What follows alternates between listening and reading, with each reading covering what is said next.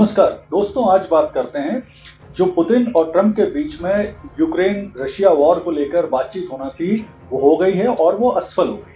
तो आइए समझते हैं कि आखिर इस असफल वार्ता का परिणाम क्या होगा और अब भविष्य में पुतिन क्या दांव खेलेंगे और अमेरिका अब क्या करेगा। तो देखिए, ऐसा था, एक बहुत ही बहुप्रतीक्षित वार्ता होने थी ट्रंप और पुतिन के बीच में 18 मार्च। तो ये वार्ता की गई और इस वार्ता यूक्रेन और रशिया वॉर को लेकर कम, और जो पुतिन ने ट्रंप को लगभग 1.5 घंटे इंतजार कराने के बाद उनका फोन कॉल लिया, उसको लेकर ज्यादा पूरी दुनिया में, विश्व मीडिया में चर्चा हो रही है।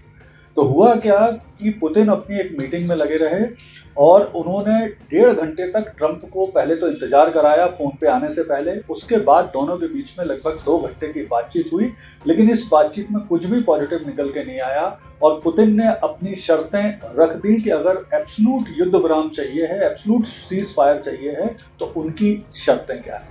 तो आइए पहले उनकी शर्तें समझ लेते हैं। तो उन्होंने जो शर्तें रखी हैं यूक्रेन और रशिया युद्ध को रोकने के लिए, उसमें सबसे पहली शर्त है कि यूक्रेन लिख के देगा कि वो नाटो को ज्वाइन नहीं करेगा। दूसरी शर्त उन्होंने रखी कि किसी भी तरह से विदेशी सैन्य मदद नहीं लेगा यूक्रेन, ना ही किसी तरह की इंटेलिजेंस शेयरिंग करेगा उनके साथ। तीसरी उन्होंने इसमें शर्त रखी कि जो हिस्सा यूक्रेन का अब रशिया कब्जा चुका है वो हिस्सा अब रशिया के पास ही रहेगा, अब किसी तरह से वो यूक्रेन को नहीं दिया जाएगा। साथ में किसी तरह की जो विदेशी मदद है अब यूक्रेन नहीं लेगा। तो ये इन्होंने शर्त रखी। ये काफी टफ शर्तें हैं और निश्चित तौर पे इन शर्तों को यूक्रेन, यूरोपियन यूनियन के देश और अमेरिका शायद ही एग्री करे। तो लगभग ये वार्ता असफल है। लेकिन तब भी कुछ पेपरों ने लिखा कि आखिरकार ट्रंप पुतिन को इस बात को मनाने के लिए राजी हो गए कि पुतिन एग्री कर रहे हैं कि वो यूक्रेन के जो एनर्जी इंफ्रास्ट्रक्चर है, यानी जहां से वो बिजली वगैरह बनाते हैं, बिजली घर हैं उनके, उन पर अटैक नहीं करेगा।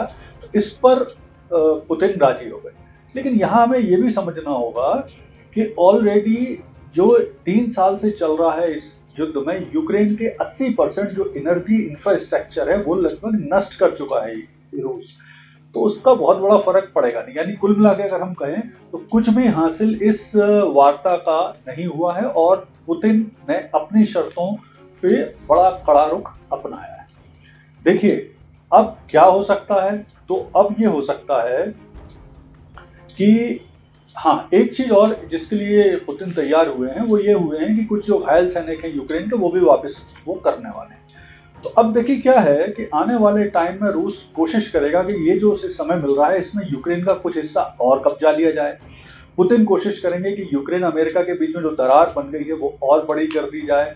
इसके साथ साथ वो ये भी जानते हैं कि अब ट्रंप चूंकि ऑलरेडी बोल चुके हैं कि वो युद्ध को समाप्त करा देंगे, तो वो भी फंस चुके हैं, उन्हें भी अब इंटरफेयर करना पड़ेगा। यानी कुल मिला के इस वार्ता का सबसे बड़ा जो विजेता बन के उभरे हैं वो उभरे हैं पुतिन।